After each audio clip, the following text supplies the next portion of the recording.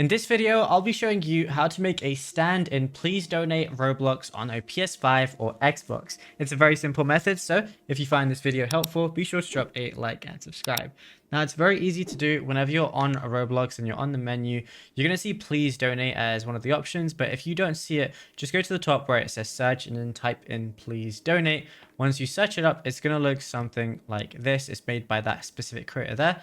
And then just go ahead and click on it and open it up. Now, once you're here, it's going to show you the UI navigation and stuff. And let's say it's your first time going into, Please Donate or anything like that. What I want to do is I want to make my way, as you see, there's an arrow making my way towards that booth right there.